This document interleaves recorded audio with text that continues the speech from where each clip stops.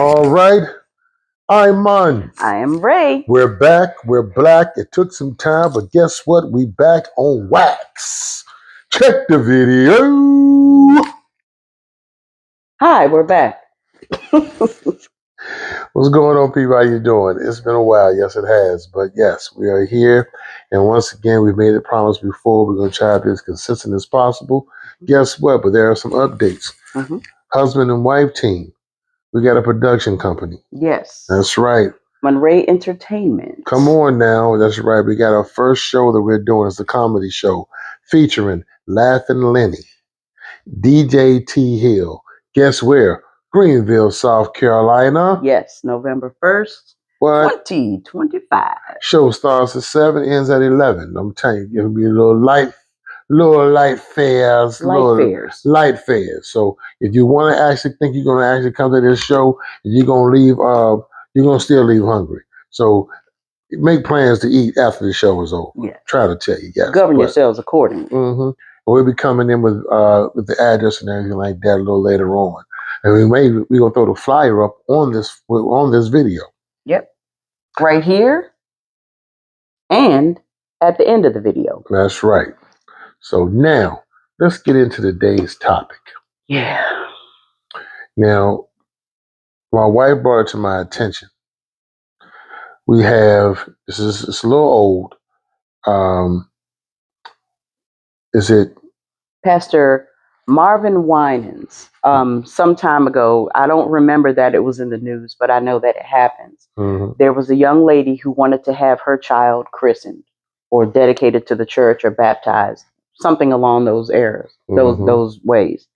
And he did not do it because the child was born out of wedlock. And his reasoning was that we need to live by the ways of the church or the ways of God and blah blah blah blah blah. And so for that he did not do it. But the way he went about it, I believe he brought it up in that sermon. Mm-hmm. And as far as that day that it was supposed to happen, the church dedication was supposed to happen, he brought it up in front of the entire congregation. And my husband here believes that that was the right way to do it. I didn't say that was the right way to do it. What I said is I don't have a problem with what he did. My thing is, when does shame, when does disgrace, decency, morality, what moral fiber, when is that going to be put back into this society?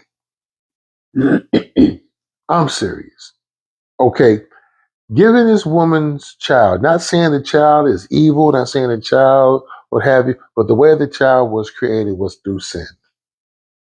You can sit here and say, oh my God, you act like you ain't never. Okay, we're talking about this young lady and her and this child that she has. It's a bastard baby. I'm sorry. It is. Now, Marvin Winans, he's a pastor of this church. And he wants to go according to what the word is. I want to give this child up to God, but the woman's not married. Okay, but that's the woman. It's like you're punishing the child for something the parent did. But don't we always say the sins of a father? Of course. Okay, it's the sins of a mother. So I get that, but do you believe that the child needs to be not have the life that could be intended because something the mother did? This was out of the child's hands. Okay. So it's like you're saying, I can't bless the child because the mother did something wrong, where the child had nothing to do with it. The child is here. So so you're saying the child doesn't deserve to be blessed? I'm saying the child is already blessed because the child is here. Right. But you're asking Marvin Winans to perform the ceremony going against the word of God of how the child was created. Okay. So like I said, when does morality, decency, uh, going through the word? I mean, why am I preaching if I'm not trying to preach for salvation? I'm not trying to preach uh, to a more perfect a more perfect life or the ways God has intended for a child to be born. If I sit around here and go ahead and Christian this child, that mother, is she gonna get married later? Or she gonna come back in another situation? Or it's gonna keep going to now I got another woman gonna come in here saying she wants her child Christian because her child's out of wedlock. Mm-hmm. When do we stop it? I get what you're saying. And I do understand. It sounds harsh that the child is paying for a mother's sins and a father's sins. But I'm sorry, the Bible don't come out of their mouth and say we christen the child anyway, regardless of what the mother and father done. We don't do that. And I'm not the one that's sitting here punishing the child. These are God's words, not me. I'm just saying, maybe if maybe letting this woman know, guess what? I'm sorry, not here. And every church did that. Maybe men and women will think about marriage first and then procreate. Also, all I'm saying, because we see how it's going now, it's like I think the number's like 70% of children being raised in a single household. Mm-hmm. Well, I mean, in the 50s, you were married. Right. This number was not.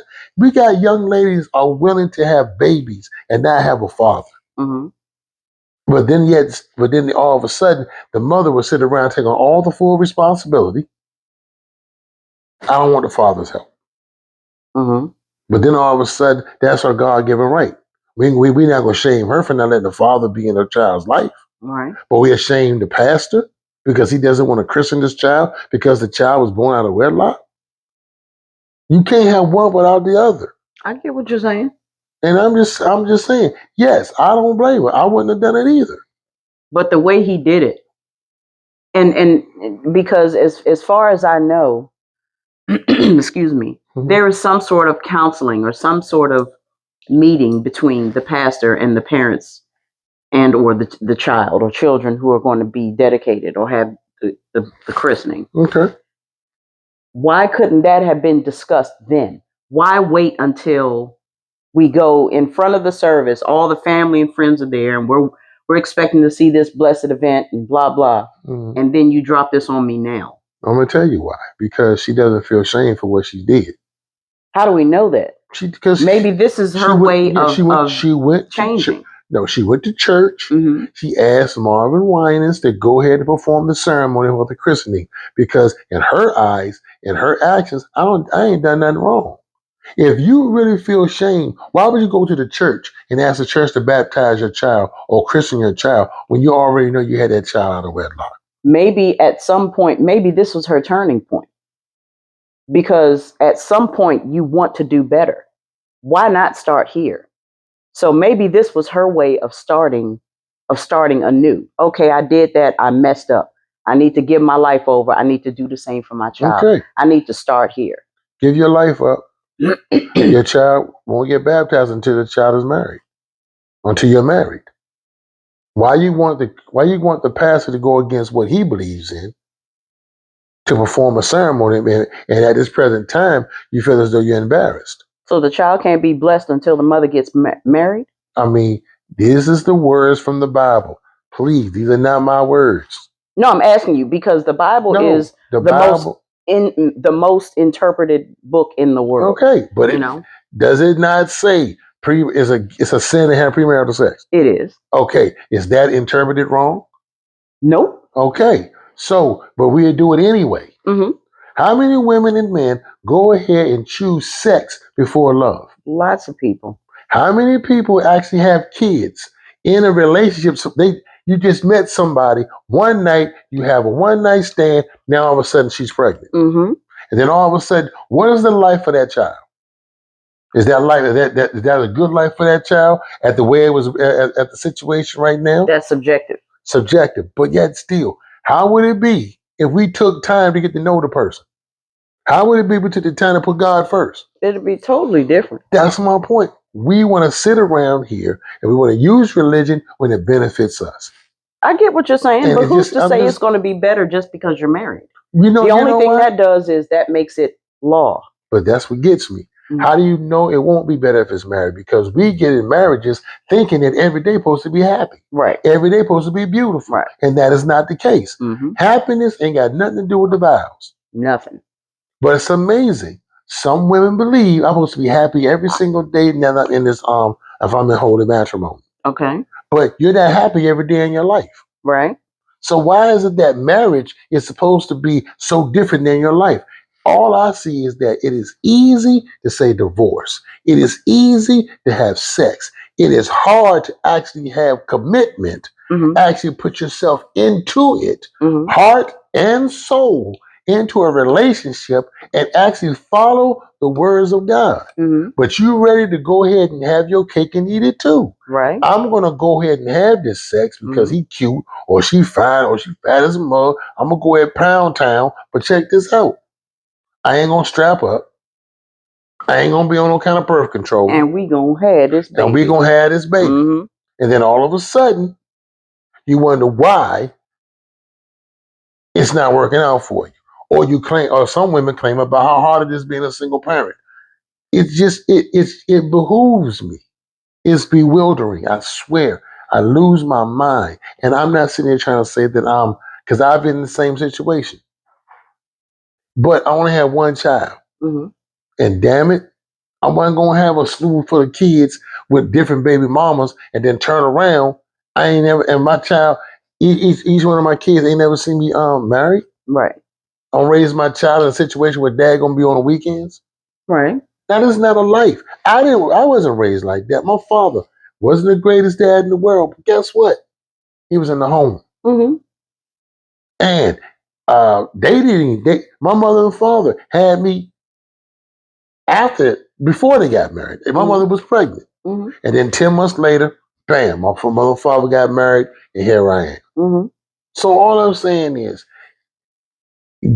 putting that responsibility on Marvin Winans to go ahead and perform the ceremony, regardless of how he feels, regardless of what he believes in, regardless of what the church feels. I think that was selfish on her part.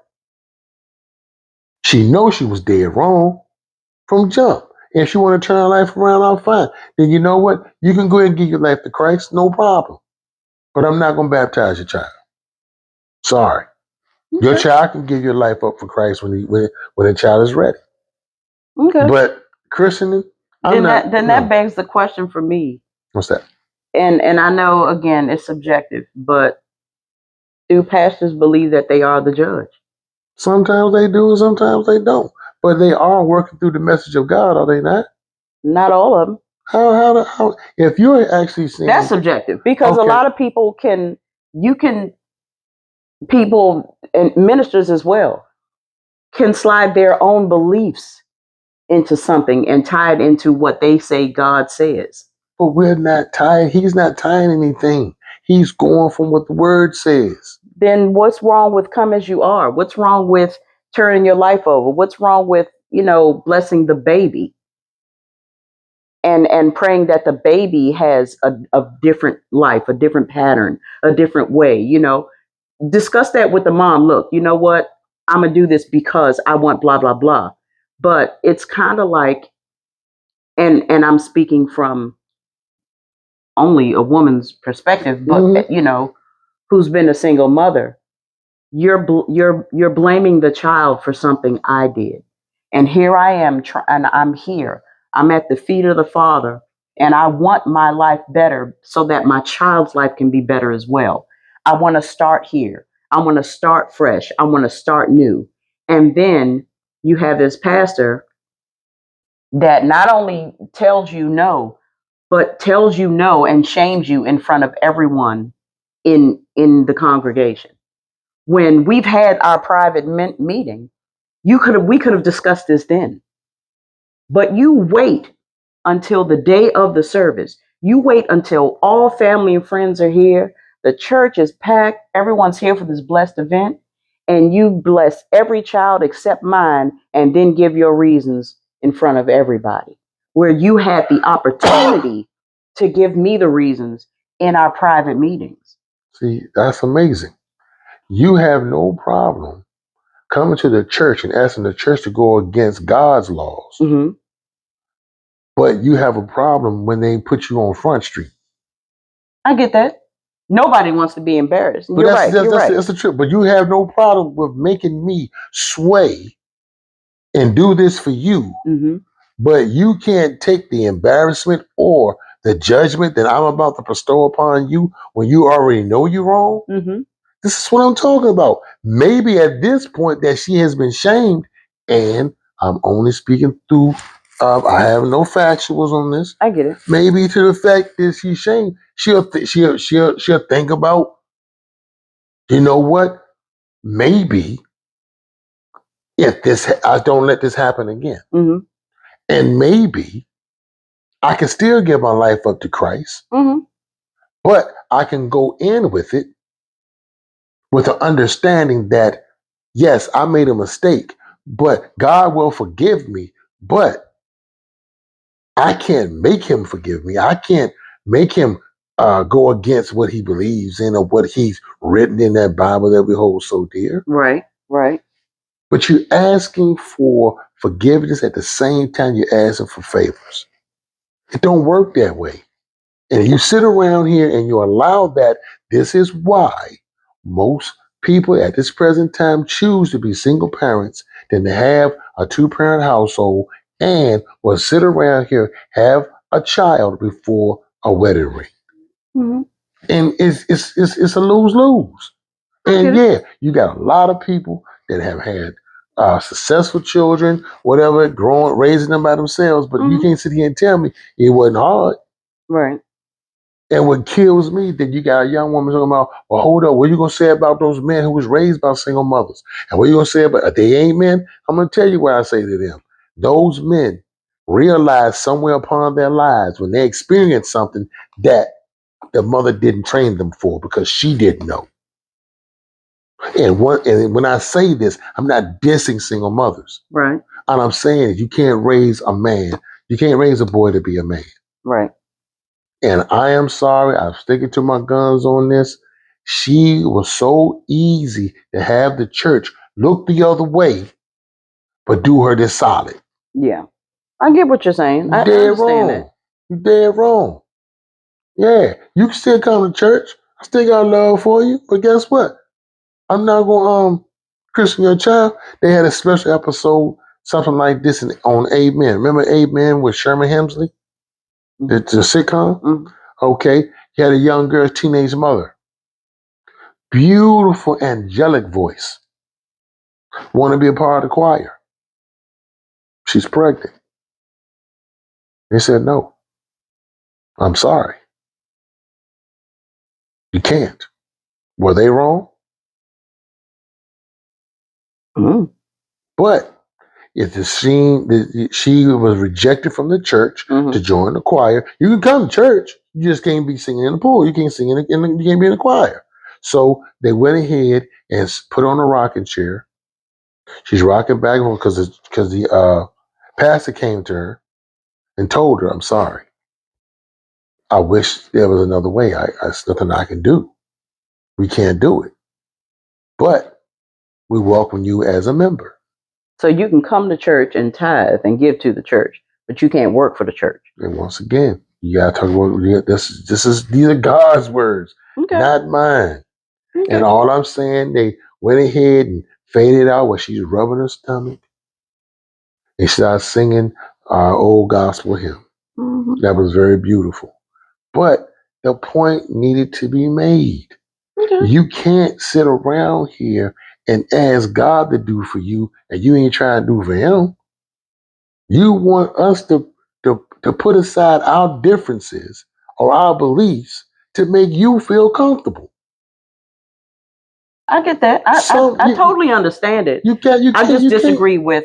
You can't do that. I know. I just disagree with the fact that it's a baby involved. No. In my opinion, that was kind of devious Because again, you had a meeting with me and said nothing of it.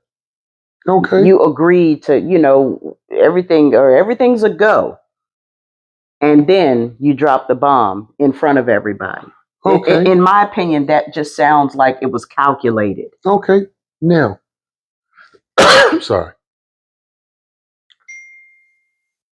Don't you say, well, haven't we had a conversation where someone's asked you, are you going to heaven? Do you believe in Jesus? Mm-hmm. You said, yeah. Yes. What about your children? What did you say on that one? Can't go to heaven or hell for nobody but me. Thank you. So, how is it that sentiment is fine? Mm-hmm. And I can go ahead and make her a member, the mother a member, but not christen the child. How is it that you can sit here and say, I can't live for my kids? I know where I'm going. Right. I don't know where they're going. So why is it wrong to have, if you have that mentality, why is it wrong to literally say, you know what, I'm still a member, you know something? Bam. You can't christen my child, you can't christen my child. And just let it be at that. Because as parents, we make choices for our children until they can make choices for themselves. And then that's what I'm saying. You're not teaching your child, and you're teaching your child that you're always supposed to look the other way. Because regardless of what you've done, knowing how bad it is, it's an immoral act against God. That's what a sin is. I've created the sin. I had you out to sin. I'm sorry. But you're going to have to find your own way to find your salvation. Right. Once you become of age. Once you get baptized that's why most children get baptized or christened or dedicated in their youth, like very young. And then as you get older, you live your life. But it is what it is. At this point, we agree to disagree. We agree to disagree. Because I'm not. And I get what he did. I understand what he's saying. But I just don't like. Yeah, I just don't. I think that was kind of devious. Well, sometimes it is what it is. It happened. It's over. Didn't you say a long time ago? You can't help the way someone helps you. You're right. You can't dictate that. You're right. So I'm sorry if this was his way of helping her, that was his method, then, or what have you, and if it worked, didn't work, I don't know. I hope he was trying to say, well, listen, I hope you don't make the same mistake again. Right. I get that. I mean, because it's so simple and so easy to go ahead and have sex and have kids. Opposed to walking down the aisle and taking a vow in front of God and have a life where you're constantly tempted and you want to actually hold on to your faith, hold on to your love. You want to fight for your marriage. No one fights for marriage no more. I know. We pretty much go right. Hey, look, you got a phone number? Divorce court. Right. I mean, seriously, who's actually getting into it for marriage? You get into it for the show. That's exactly what it is. It's a big show. A woman's day, her day, where everything supposed to go her way. Don't say shit about the man. Right. Then all of a sudden, you want the marriage, you want the wedding, but you don't want the marriage. Right. And you got all these issues about, well, I ain't gonna be nobody's slave. I ain't trying to submit, all that type of BS bullshit. But yet still you want the pastor to go ahead and christen your child that was born out of wedlock. Do me this solid, please, pastor. But you can't do yourself a solid by, you know what, maybe not on this one. Right. Maybe now I'm gonna hold fast and I'm gonna go ahead and meet someone and then I'll marry them. And then I know somebody else, who said you get married, you gonna have a good. You don't know. Right. But once you say I do, you take those vows, they're supposed to mean something. Not just something to say.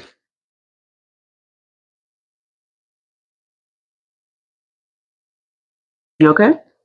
Fine. Hey, I'm Mike.